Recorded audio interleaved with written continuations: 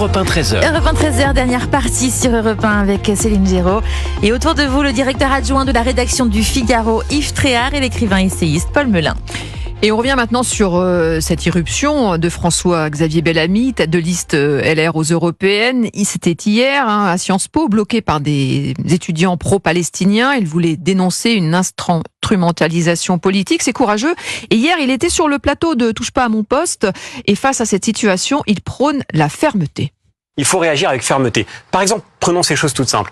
Là, vous avez des étudiants qui, aujourd'hui, sont en train d'empêcher d'autres étudiants de passer leurs examens. S'ils se rendent coupables de ça, je pense qu'ils devraient être interdits d'examen. Je pense que les étudiants étrangers qui ont été invités, c'est un privilège insigne, invités à venir étudier sur le sol français, dans nos universités, ou bien à Sciences Po Paris, eh bien, les étudiants étrangers qui se commettent avec ces troubles à l'ordre public, il faut qu'ils soient raccompagnés chez eux maintenant. Parce qu'il n'y a aucune raison qu'on accueille des gens qui viennent troubler les études de ceux qui veulent travailler. Le grand problème de notre pays aujourd'hui, c'est qu'à la fin, ceux qui bloquent finissent toujours par avoir raison. Et c'est avec ça qu'il faut rompre maintenant.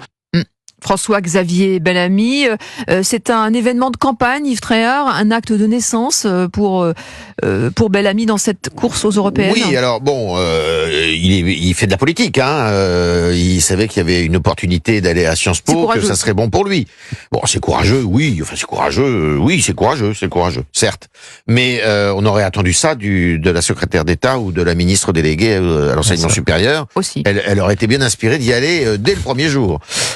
Donc là, le problème, si vous voulez, c'est que moi, je suis en phase avec Bellamy, c'est du concret. Les étudiants étrangers il a dit des choses d'ailleurs sur le Hamas et les Palestiniens quand il était sur place, qui étaient tout à fait pertinents et bien vus. Simplement, vous vous souvenez qu'à l'élection de 2019, il avait été crédité dans les sondages d'un très bon score, et puis finalement, ça s'était pas réalisé du tout. Il avait fait la moitié de ce qu'on lui promettait.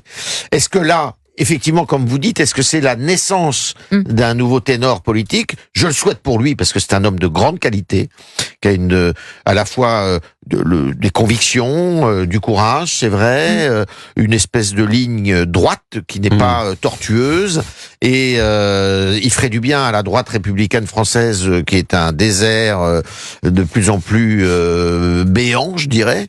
Donc c'est sûr que pour lui, ça serait une bonne chose.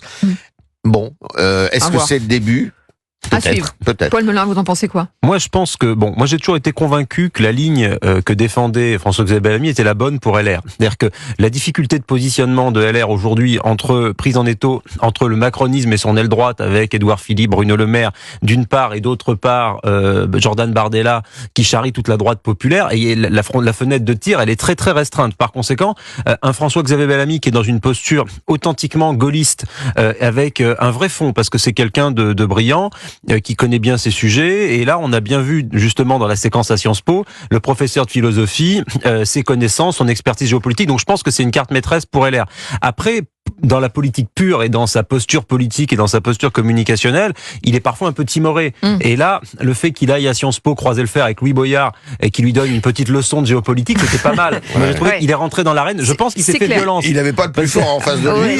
Mais bon, quand même, fallait y aller. Madame Panot qui sait pas placer le journal sur une carte, je suis pas sûr que ça aurait été beaucoup plus difficile pour François-Xavier Bellamy. Non, je pense qu'il a bien fait. Après, je partage un peu l'analyse de Yves, c'est-à-dire que il était crédité jadis d'un pourcentage important, 12, 13, 14%, et puis il a atterri à 8.